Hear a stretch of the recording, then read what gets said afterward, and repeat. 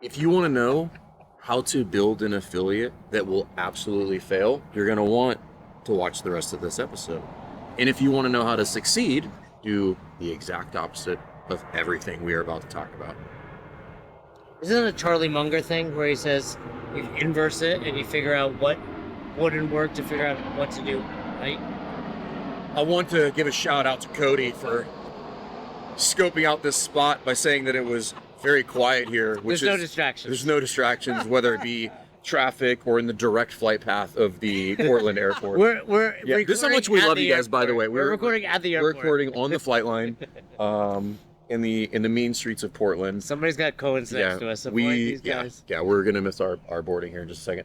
But we are so committed to making content for all of you that we have set up this very elaborate podcast studio on this street. At which point is at least a decent shot that we have are in danger. Putting our lives on the line to make sure affiliate owners are successful. So, I believe the Charlie Munger thing is, I believe it's actually Warren Buffett, actually, which is make your list of 10 things that you are most important to you, identify the top 3, and the bottom 7 become the avoid at all cost list. Well, there's that, but also just like, hey, if I were trying to ruin my marriage, what would I do? Well, I would have an affair. Oh, yes. Right. I would, like those, and what would make this fail? What would make this fail? Yeah. Right. So what would be the worst version of this? That's essentially what we're going to do for affiliates. And I would tell you, if you're an affiliate owner watching, maybe you're doing some of these things, and also, like you said, just do the opposite. How do I avoid it? Yeah, and again, we're making light of this, but this is very similar to. There's a difference between giving somebody information and saying, hey, this is what we would like to happen, versus saying, absolutely doing it this way would be wrong. So, whiteboard brief is an example. So, hey, 10 minutes. Yeah, say Fran is, this imperfectly done, less than 6 minutes, but somebody has interpreted that as just like 10's okay. Okay. Flight 4783 coming in from Colorado. I think it's leaving, actually. Yeah. Okay. I think it's departing. I hope it's leaving. I hope it doesn't just hover here. So thinking about this from a standpoint of you, from a communication standpoint, so think about this for your members as well, and marketing. So there's kind of a subliminal education here going on, meaning I can say any idea 2 ways. I can say the positive version of the idea, and I can say the negative version of the idea. And both right. So both have value, and in a lot of instances, saying it both ways really clarifies and boxes in the idea. So, well, it's like, hey, don't round your back. I need you to keep your chest up. Right. You're getting both variations of it. Right. Or you could say, hey, in a really well executed deadlift, I would want to maintain a neutral spine. Or you could say, be like, hey, if you want to injure yourself, just go into flexion and pull as hard as you can, and you'll be having a really rapid appointment scheduling exercise with a chiropractor. So let's start this. Do you want to rapid fire things we would do wrong? Do you have a... Yeah, I mean, it's like I would start with, I would do no research on where I was going to put the physical location. I would just find the first available space to me, and I would sign a lease, and I would have nobody look it over. I would not negotiate anything, and I would buy too much equipment. Well, it's 2 things, right? You have just your general space, but you can dig into that space. I would not look at how many parking spots there are. Yeah, I would definitely not pay attention to parking. Right. I would not find out what is the entry to the building look like, meaning there's something called no left in, no left out, meaning like you cannot turn left in order to get into the facility, and you cannot turn left to exit the facility, which means at least 50% of the people that show up there are going to have to make a U-turn at some point to enter your facility. A major thing that people don't think about. I had a facility like that, and I did not look at that. So these are just what Fern did wrong. Yeah. What about, and then also even yesterday we were talking to Colin Scoot over, and he was like, I have 1 bathroom and my gym's at 40, just open, he's at 40 people. It's like, this is bad. And then like, yeah, we've worked at level 1s where 1 bathroom is completely detrimental to your... I would not look at opportunity for expansion in that same facility, so that if I do have to grow, can I stay there, or do I have to pack up all my shit and move? Which was something I actually lucked into. in my first spot. I was like, oh, I could just knock a wall down and get double the size, and I could do it again. I've expanded 3 times in my current facility. At Rife? All those different rooms? We were in unit 108, then we went to units 101 and 102, and then we expanded into 3 and 4 after that. I've seen gyms do this where there's a big area that they want to rent. It's too expensive, and they just say, this was Montclair, Greg Arsenic. He was like, can I just pay you for part of, like, I know I'm taking your entire space, but I'm only going to use this, but my goal is to get, and some landlords are like, either the place can't get rented, they like you, they want another gym there, and negotiate. I would not negotiate. I would just take whatever the offer was first, like initial shot across the bow. I'm like, I'll sign it, I'll do it. I would not negotiate. Is there any tenant improvement or TI involved in that? Can I get abated rent here so that I can ease up cash flow for the first 3 to 5 months potentially? I would not ask for any upgrades. Ask for the moon in those scenarios, and then you'll get some of them, not all of them, and if you get all of them, great, you got what you asked for and you lucked out. So, at that point, go buy a lottery ticket. Let's say on the very beginnings, like I wouldn't get insurance. I would definitely not get insurance. Okay. And I mean, there's a few options out there. I wouldn't shop around insurance. I would go to a local broker that doesn't know anything about my business, and I would get a policy from them that is overpriced, that is not specialized in my industry. Right. Where nowadays you have affiliate guard, you have RRG. All right. You have plenty of options that are Push Press has insurance. Yeah. CrossFit. They know where things are going to go wrong. They get you the best rates, etc. So yeah, I would avoid anything that looked like niche services for my specific business. Everything would be broad in general. Right. I mean, when I first opened, I don't even remember the company that I got insurance through, but it was like, what's a CrossFit? And it was What else would we do now? Okay, so are we open? So, well then... Not yet. We're still not open yet. Still not open yet. I got one. I would build my own website. Oh, that's a good one. Dude, not only is that so good... Absolutely build my own website. So many people have a website, then they rebuild it, and they're like, why do I have no leads any? How many times have we experienced people like, I have no leads anymore? I'm like, because you completely got rid of all the SEO you've built up.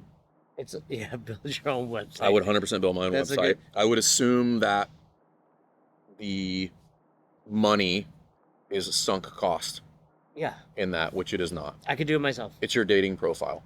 Yeah. And you were like, I'm gonna do a selfie at a bad lighting with a weird upward angle, because I have a phone, and I would assume that I could make a website. I would only collect money via cash and check. I would keep memberships on a spreadsheet. Yeah, that's what right. Like nowadays, there's so many merchant processing where it's like the recurring membership, the no need to track people down. All those things just make it so valuable. So I do want to highlight, and then we're going to go back to, because this is actually fun now. Yeah, it is a lot of fun. Here's the underlying silver lining of this entire discussion, is that CrossFit is so effective that if you're watching this podcast, it is highly likely that you have done most of these things as an affiliate owner and still have a functional business. I did all of these, to Correct. be fair, in 2000. But timing, it matters. In 2007, we still see people that right? It's not going well, but the point is, like, you could do all of these things wrong, and you could still get to a point where you could keep the doors open. I mean, I'm not saying that would be running well, but like it would cover. It would be a highly dysfunctional yet operational business. Well, and I will say part of it is we've kind of not dug into the meat and potatoes of it, because you can make the mistakes inside the doors that destroy your business. For sure, but we haven't even gotten there. Right, I'm just saying, we're just going to like pre-opening. Because these are things that don't impact obviously the way you enter the building, all those things impact your members, but not like the coaching, the programming. We haven't even gotten there yet. Right. We're gonna cover 100 things before we even get to like what's happening on the floor. Okay, next thing that I would do would be, I would look at the 2 closest CrossFit gyms to me, and I would determine my pricing based on what those 2 gyms were priced at. And not only that, I would go lower than them. I'm surprised you would even look, because most affiliates, like, I would be like, I would just blindly pick a number. That could be better, potentially. No, but you're right. Like, most people, when they when they're making this mistake, it's like, well, this is what I was paying there, so I'm gonna go like $5 less, with no bearing on like how much my rent is, my expenses. It's just like, well, I'm cheaper than them. Or just so the secondary mistake to that pricing standpoint is playing the wrong game on my services, meaning like, hey, the way for me to grow is going to be by offering lower prices, not necessarily thinking about providing additional value to provide or to charge more money in that scenario.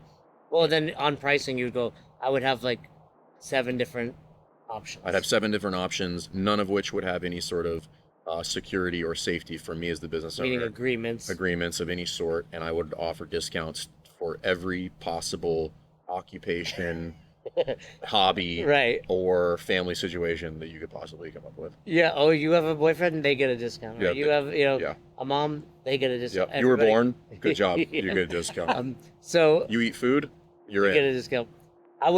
Let's go before we even get the doors. I would make my logo like super intimidating. It would be like a skull, very aggressive. That's vomiting. Yep. And fire coming out. CrossFit. Of its eyes. CrossFit, fuck you up is what I would go with. And then the slogan. That domain's probably available. Yeah, and then the slogan would be like, 1 out of 4 members die every day. You will throw up. No, but I mean, I did the same. Like, literally, we'll be at Albany CrossFit at the games, and I assume it's still there. Like, it was a skull and crossbones. It was like all the classic, like, your workout is our warm up. Friends don't let friends do bicep curls. Yeah. Like, all those. So hindsight is 2020. We now have CrossFit Rife. I don't even remember what the second option that I requested was. It was probably. You gave me a shirt that had like flowers on it yesterday, right? So and the state bird. I don't remember what the second name that I requested was, but I'm pretty sure it was geographic in nature, like. Which isn't bad. No. Well, I mean, at least it makes sense at that point. I get some sort of SEO off of that. But my first option. Which is funny now because nobody owns it, was CrossFit Syndicate, which I did not get, which they later gave to the Syndicate team, which is now 12 Labors. That was like Maryland, wasn't it? Yeah, they're Baltimore, Annapolis. Yeah. So, but in hindsight, I'm glad I didn't get that name because that Syndicate would have led to a much more aggressive logo. And Rife is, it's clean. Very clean, yeah. And it's and then when it comes to the naming, I would get my domain would be cf_name.net. .net, right? Nice, it's like, yeah. Right? It's always like, well, the name we wanted wasn't available, so we did it this way. And I'm like, no one's gonna look that up. Like, and you're not getting the CrossFit value by putting CF. Or here's a great one. I wouldn't affiliate. Right, I would save the money. I would assume that the name in and of itself is not worth the money that I pay on an annual basis, which it absolutely is. Of course, you get 2-3 members. Right. Are we ready to go in the building yet? I feel like we're not ready. I would buy Gildan t-shirts, like the rough ones. All cotton, 100% cotton. I would be incredibly stingy about the software platform that I'm going to use, which is the one tool that I need to run my business, and I'd be trying to save $50 a month in that scenario, which is different. I'm not saying you shouldn't negotiate. I'm not saying you shouldn't negotiate. I'm not saying that you shouldn't be prudent with your dollars. I'm not saying that you shouldn't have a budget. I'm saying that all things being equal, most of them are going to cost you about the same thing. They all have their tech gremlins inside of them. Mm-hmm. Go with the most tried and true in the space. Don't try to save $50 on an up and coming software platform because they threw you a deal. Whatever you saved in that monthly expense, you will absolutely lose in time and energy with regard to messing with that platform, or you will lose it with regard to user experience and functionality. Absolutely. It should be like a drinking game. If you make one of these mistakes, you gotta drink. Yeah, I'm gonna do it. All right, so let's go. Shout out Fit Aid. He tried to give me a non-caffeine one, and I was like, why do they even make those? We're not even friends. Hey, I got a good idea for your business. It's gonna double your business. Stop making your caffeine-free drinks. Like no one buys them. All right, so if we go inside the doors, we can go I mean, Well, I would buy Oh, all the things. oh, you're talking equipment? Yeah, I would buy bikes, rowers, ski ergs, 7 GHDs. I mean, at what least else? at least eight each. Yeah, No, but I'd buy reverse hyper. Oh, you Well need- done, Nate. 4 of those. Yeah. No, but we were talking to John, who's here from Rep 15 Fitness, sleds. representing, and it's like almost always when a new gym is opening and comes to us, it's like, cool, we can save you half of that. General rule of thumb: if I'm given a buy list, though, I'm going to get it pretty close to chopping it by 50%. That's my goal as well. And I mean, I always tell people like equipment companies will take your money next week as well. Like you can order more. You often don't save on shipping either because it's freight. Right. So it's like you're gonna pay the same in shipping. It's not like, well, if I order it now, I save thousands of dollars. That and I'm giving up whatever my capital resources are at that point. I'm giving up all of that for it's a huge capex expense with no revenue coming in the door. I'd prefer to keep some of that, whatever my total starting investment is.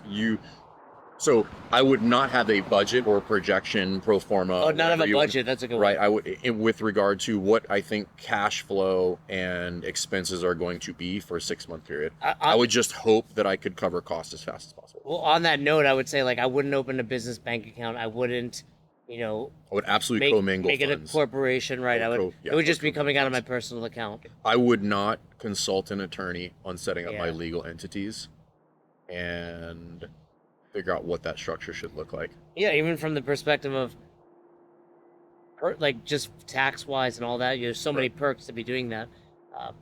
Okay, so let me ask you this question. I would copy somebody else's waiver. Yeah, you know who's I copied back in the day? Guess who I copied? I don't know. Pat Sherwoods.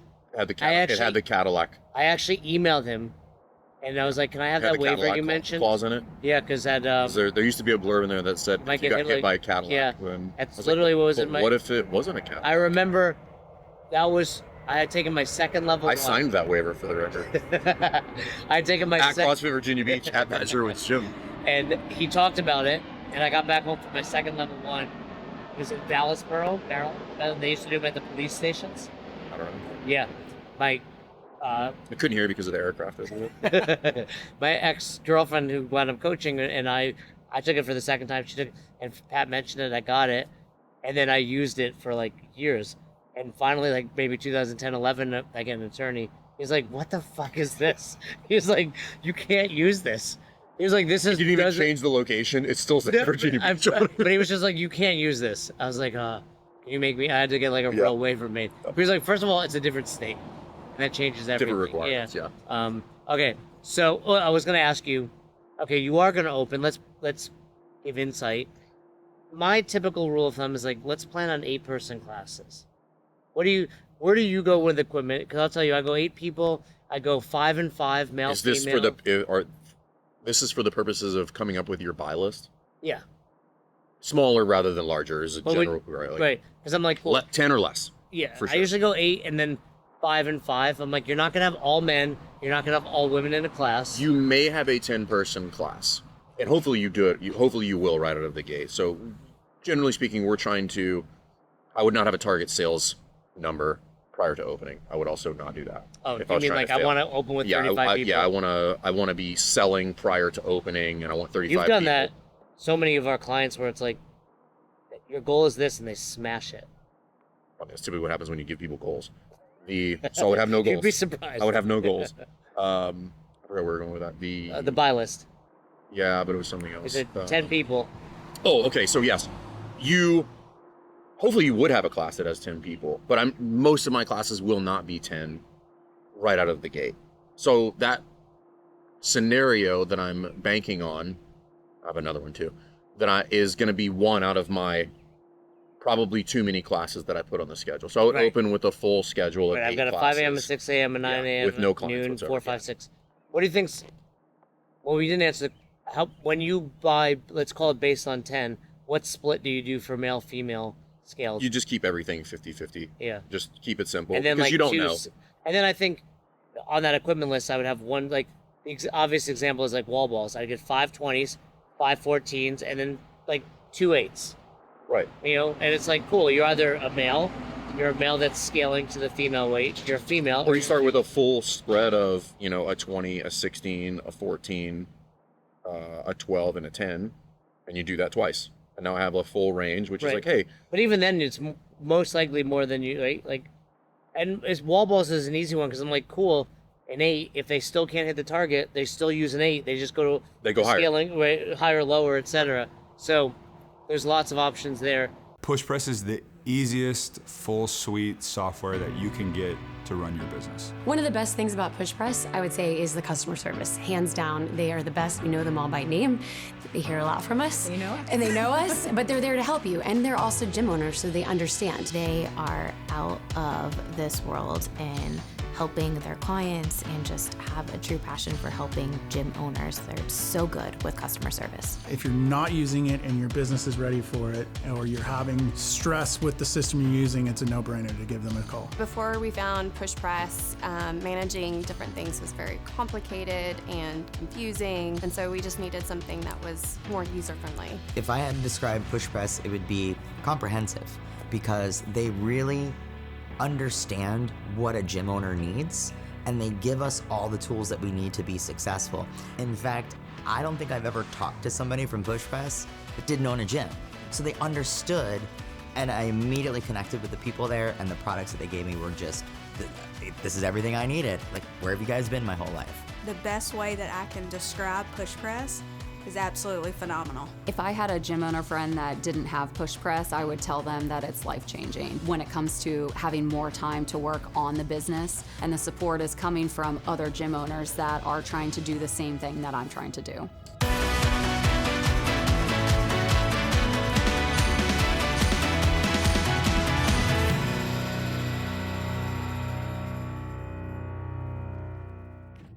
All right, guys, if you like this content, please subscribe to the podcast. But understand, we work with affiliates. If you are interested in building your business, understanding strategy, building a better community, and building better coaches and careers for them, hit the link somewhere around this video, and we'd love to have a call with you. What would be your ideal opening schedule? I would go with the obvious. I would go early morning, afternoon. I would put nothing in the middle of You wouldn't even do a 9 or a noon? Not at first. I would do what I know for a fact people can get to, which is I would go early morning, afternoon, then a mid morning. I like that 9 a.m. That would be very shortly following. Do this or don't do this? Don't do this. This was Nate asked. This is a. But I already what said. What would you do? I already said I would have a full schedule of classes before. Here's one that gets overlooked. I would not look at the school timings. Schedules. Right. What time's drop off? Because if you drop your kids off at 8, like school starts at 8, class can't start at 8. Why not? Because then those people that drop them off can't come. I don't get it. Right, but I think oftentimes it's just like, we'll do 9 a.m. I'm like, well, but now if drop off is at 8, what are they going to do for an hour, right? So depending on where you live and what school. But they can always wait. They could always wait, but why not just be like, hey, this makes perfect sense. The school is next door, depending on where. Yeah, that's a unique scenario. Yeah. So you got timing of the school, also for the end of the day, right? If you're trying to run a kids program, and you run the classes at 2. I would run a bunch of specialty programs. Right. I would run kids program. I would run master's program. Olympic lifting, yoga. Olympic lifting. I would have a running club. Running club. All right, so you strongman. Right. Schedule. Talk to me. I'd have a bunch of stones and tires. Oh, I did that. Yeah. I'd have all of those. I put them all inside. We busted the floors up so bad. What would you do for the programming? I would spend way too much time in the programming. And then, which programming? Solid 2 to 3 hours a day. Of doing the 100%. Creating it. Yeah, I would do it because that's what people are here for.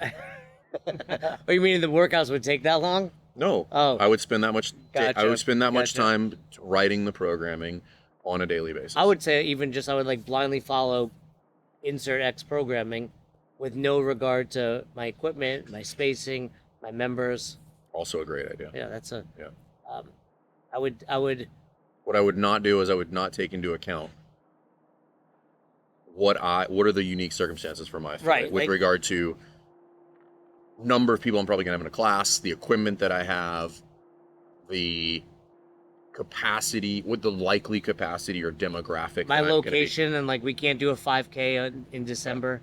Yeah, and then I would also not change it if it made no sense. Yeah. That's the way that We're doing. we have. It's to got do assault bikes tonight. We don't have any. But We're doing them anyway. We're doing them anyway. We're guys. doing 'em. Just run in place. I think even in regard to these cars, like I would, our 400, 800 miles, like I would. Meters.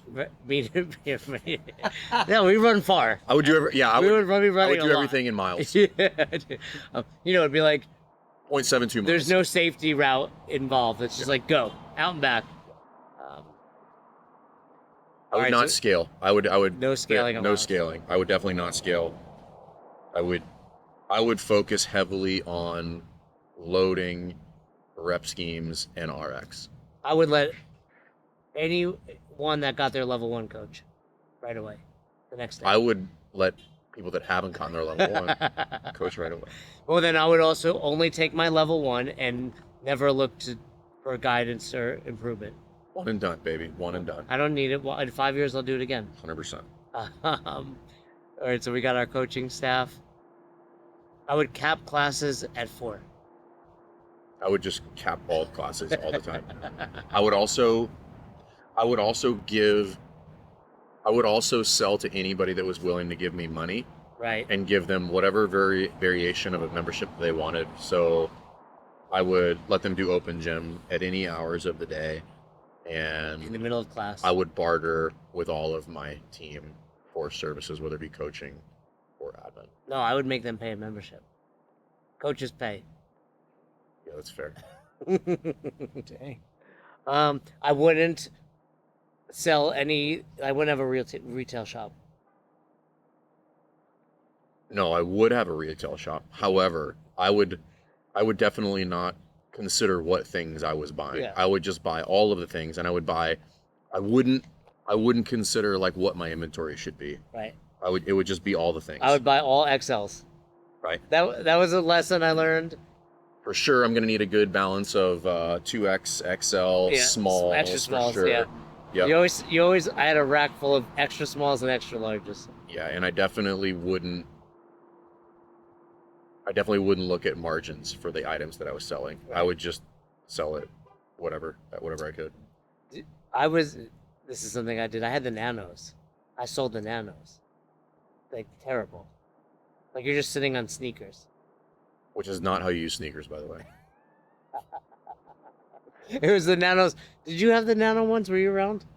You put them in the microwave or Heard the you say oven or that something? earlier. Yeah. I had the Nano 2s. I was around, but I did not have Well, the Nano they had ones. I the Nano Oli 2s. versions that you actually, I believe, put in the oven, right? And then there was the nano, like the red ones, and like there was almost like a button on them that would like light up or something, right? Cody, you know what I'm talking about?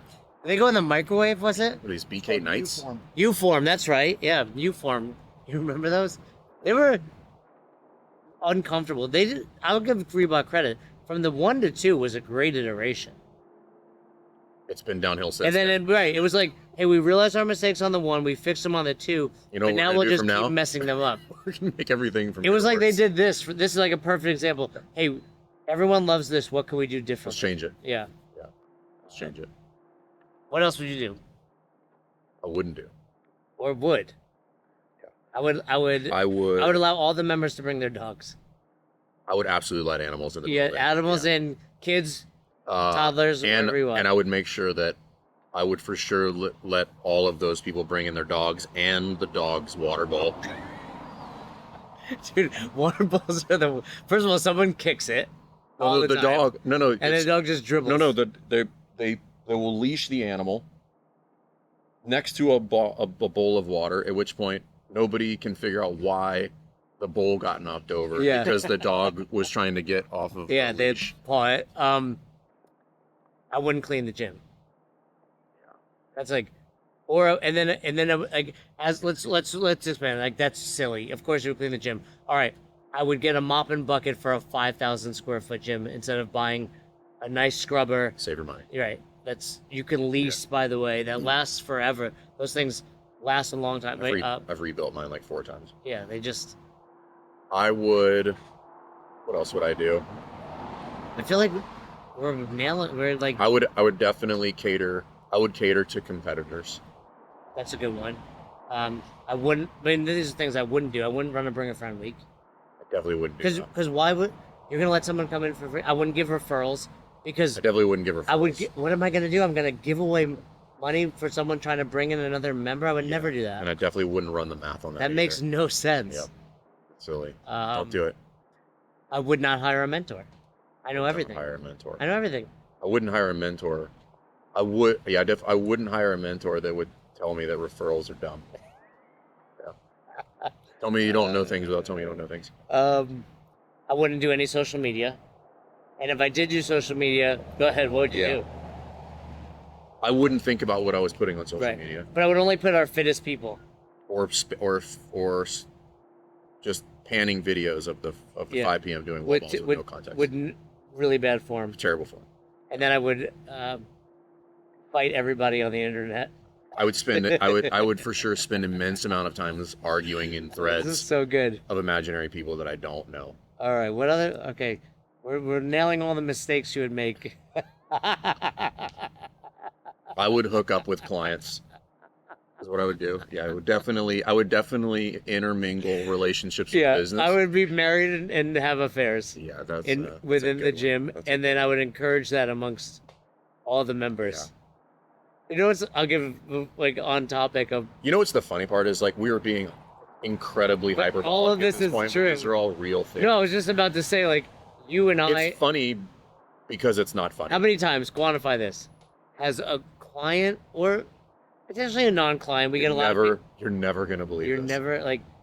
You've probably never heard this. I had a person in a car. It was a woman crying, and she was like, "You're never good." Like, and I was like, "Well, what?" As she's saying it, I'm like, "I'm only asking so you tell me, but I know." And she was like, "My husband cheated." She's like, "This has never happened." I was like, "This happened yesterday." I had another client tell me the same thing. With a Slack group just for those people. Yeah. We're Slack channel. Affairs in the box. That would be. We should have. We don't. We should though. But I mean, how many times have you? It might not be like owner, husband, wife, but like a coach, a member. It's often, I would say more often than not, it's a coach, a married coach slept with a member. That's what I've probably had the most. Because like members do that shit. But sometimes it's a coach and a coach too. Usually that happens. But I mean, members having affairs, not cool. Yeah. Your own morals and ethics, that's one thing. But when it's a coach that, and then it's like, what should I do? I'm like, what do you think you should do? You should talk to them. Yeah. I would not communicate on a regular frequency. I would send out one email every 6 months to my clients. Yeah, and then if I wanted, I would make sure that they were not informed of things happening in the gym. Yeah, how'd you not know we were close today? Well, you didn't tell us, right? And similar vein, I would not develop my coach. I would do no feedback or evaluations. Oh, that's a good one. Cody sneaking us some. I would host competitions every several weeks. No, every weekend. Every week. Every weekend competition. And then I would also, something I did, I would have a competitors only group. We had HTFU, Harden the Fuck Up, and it was like there was an initiation. You had to do this crazy workout that Kevin would program, and like, of course. So, all right, Cody gave us this one. I wouldn't celebrate my members. Like, yesterday we were at 346. They had the PR gong. I would only celebrate people that are snatching. Yeah. Their body weight. Yeah. No member of the months, which I would for sure not worry about attendance. We already did that one. But I would not keep my bathroom clean. I would have single ply toilet paper. Single ply. And going back to the beginning of the gym, I would have no showers. Yeah. What? Or no, I would have showers and no towels. No, but I think, showers are one of those things that people join even if they never use. It's a value add. Yeah. It is a perceived value add. Speaking on that, no perceived value build. There's no events for the members, no training events. Like, you don't have your pull-up, figure it out. I would design my lead nurturing process to be entirely automated, and I would have them sign. I'd have them go through a complete sequence to sign a waiver before ever talking to somebody. Well, you've jumped in because I would have no way to capture leads. Oh, you beat me. Damn it. Right. That's a good point. I wouldn't do a Google business. I would, but I would do it personally so that it didn't connect to it's the my gym, house. to the it didn't connect. It didn't connect properly. We've all done that one. Well, I would link my Facebook to my personal profile and all those things. I would not get business emails. I would use my college email still. Sexy boy. Yeah. At Naval Academy. JF Skippy 69. Yeah. Yeah. Right. Or it's the same thing. Like I wouldn't spend the money on a Google business. Right. So it'd be like the gym name would be like cfrife_fern@gmail. Right. Right. Or just get the CrossFitRife.com. Which a lot do. Which Which any domain that you buy. Right. Yeah, that's true. All right. I think that's. I know. Cody put us under. I think I had a bird shit on me earlier. That was me. Oh, we did that. You're good. Come on, you haven't been here. He said he wouldn't call it CrossFit. You're late. Yeah. I'd show up. I'd show up late to things and have a bunch of ideas that people think work. Right. That's. I would start class late. I would end class late. Yep. I would over-program, which we kind of talked about. I would do a terrible job at the whiteboard. I wouldn't actually coach. I would work out with classes. I'd work out with classes. Yeah. By the way, this CrossFit thing's been around for a while. 20 years. More February 10th, 2001. 25 years. This is actually not a joke. It happens far less, but this is still a thing. Probably every 2.5 seminars that I work, there's still one person that will show up to a level 1 or a level 2 that is at a box where the coaches still work out in the class. And I don't mean they work out in classes. I mean, they are on the schedule to coach said class and are working out in said class. Oh, yeah. I mean, Cody and I have recorded about this, and every time they're like, hey, but it's one person, but it's two people. Like, they always have their excuses. Cody's getting random deliveries over here. On the Life Aid box, yeah. Yeah. No, and there's always an excuse for it. Like, oh, this is why. It's just what they do. Yeah, this is why I did it. Oh, I was going to say this. We need to write this down. If you're watching this in the YouTube, remind me, because I'm going to forget. We're going to be coming up on the 25th anniversary of CrossFit. Next year, right? February 10th, 2001 was the first Maybe workout. 26, yeah. I think it was called Hard and Fast or Fast and Heavy. It was running and dumbbell thrusters. Classic. Yeah. We should make it a point. Let's lead this charge. Best Hour is going to lead this charge. On the 25th anniversary. Everybody does that workout. Everybody does that workout. I'm down. CrossFit won't do that. That's something a company like Best Hour has to do. We have to have the foresight, the and just be able to generate that camaraderie. February 10th, 2026. What are we going to call it? The 25th anniversary. No, Quarter that's, quell. that's lame. No, we made it lamer somehow. To me, somehow it's Nate. Quell. That's what Nate what does. does quell even Have you mean? not read The Hunger Games? I've not. No, Nate. I have life. I like I have a girls, life, Nate. Nate. I like girls. I'm not a nerd, Nate. We'll come up with a name. I was playing sports. Okay, how about this? Come up with a name. If you're watching this, It's like, call it, like... you're saying change the name of the workout? No. Just like, we'll call it, it's just like WOD number 1. Okay. Right, like... Day one-ish. Ish. Yeah. Yeah. All right. Day one day. Yeah. We can All make, right. we can make shirts. Yeah, let's do it. Back to the Future shirts. Ooh, I like that. That's finally, let's call it Back to the Future. Catchy.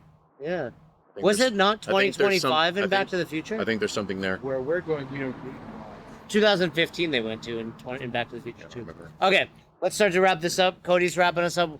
We're getting pooped on. Planes are coming in. Any other things you would do wrong? No. This has obviously been all fun and in jest. But I do want to stress everything that we just talked about, we have seen and probably done. Most of them I did, like Yeah. for real. And Almost all of them. And again, I want to go back to, I want to go, that one too. I want to go back to where we started with is none of that is good. We're not suggesting that you do any of that. We're making light of this because I think we still have to be capable of making fun of ourselves and talking a little shit and having a good time with it. However, there is a silver lining there. And I think that's the big takeaway, is that this CrossFit thing is so sticky and it's so effective that you can do virtually everything wrong and still have a shot to make it work. But you have to make the changes. Like, you have to really think about this critically, and you have to be a critical thinker. You have to be a lifelong learner, and you have to ask questions, and you have to be okay with, you have to have the foresight to not repeat the future. Like, we've all already done these things. There's no reason to keep doing them. We can all agree that everything that we were just making fun of, and we can do that because we did them all, is not good. So then the question becomes, well, then why are people still doing it?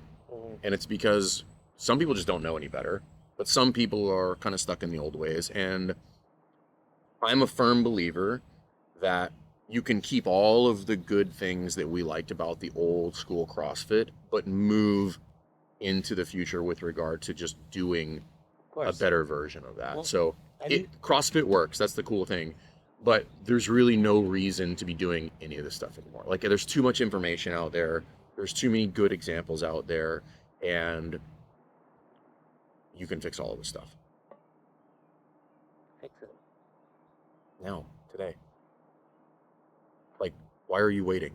Why are you still here? Listen, we're not shooting this in a random street in Portland for our own fun, and this wasn't fun. This was not. None of this was fun. I'm not having a good time. I'm leaving. I don't like him. I'm out of here. Hey, if you've made it this far, kudos to you. Like, subscribe, share this with somebody you think would get a kick out of it. And if you're interested and you want to avoid all of those things, there'll be a link somewhere on this video. Click that button. We'll see you inside Affiliate University. See you guys. Thanks for checking out this episode of the Best Hour of Their Day podcast. We appreciate you listening and choosing to have us help you in your passion for coaching and affiliate ownership. You can find more episodes just like this on all podcast platforms. If you're interested in learning more, you can reach out to us on any social media platforms, or you can visit www.besthouroftheirday.com to book a call. If you found this episode helpful for you, please share it so that we can help other coaches and affiliate owners to help build a bigger and stronger CrossFit community. Thanks for listening.